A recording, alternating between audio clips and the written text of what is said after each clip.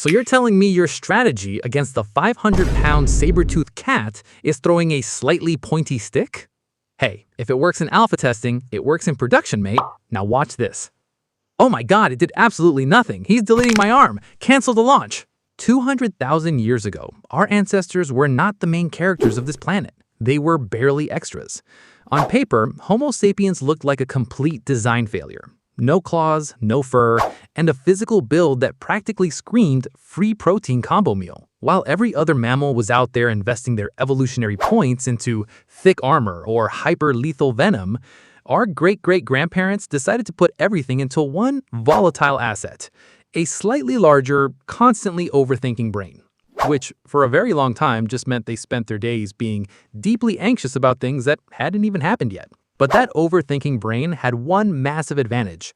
It allowed us to cooperate in large numbers without instantly killing each other, which was pretty useful because up north in Europe, a rival company had already cornered the entire market. Say hello to the Neanderthals. And let's be entirely honest here, these guys were absolute units. They had thicker bones, 40% more muscle mass, and bodies perfectly optimized to survive a literal ice age. If a Homo sapiens met a Neanderthal in a dark alleyway, it wasn't a historical event, it was a targeted demolition.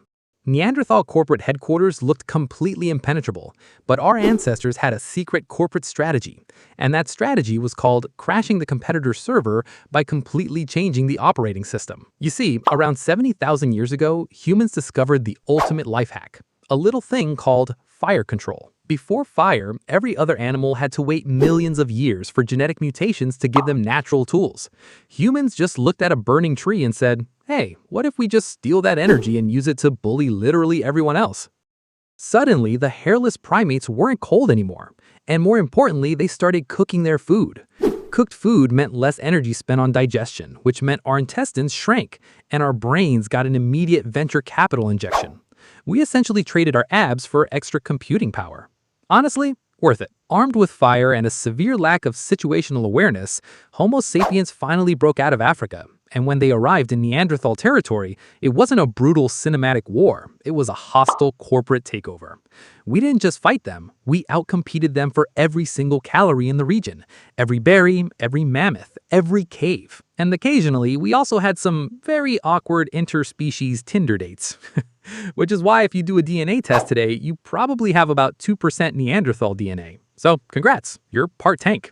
By 40,000 years ago, the Neanderthals were entirely gone.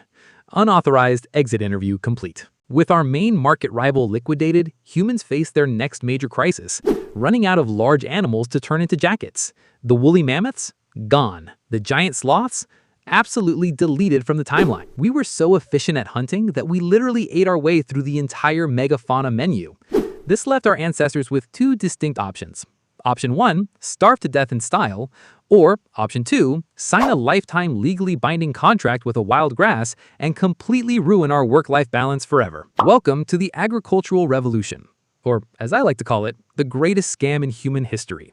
For millions of years, being a hunter-gatherer was a pretty sweet deal. You worked maybe 4 hours a day picking berries, hanging out, and hunting. The rest of the time was spent sleeping, gossiping about the guy in the next cave, and avoiding manual labor. But then, around 10,000 years ago, in the Fertile Crescent, a group of humans encountered wheat.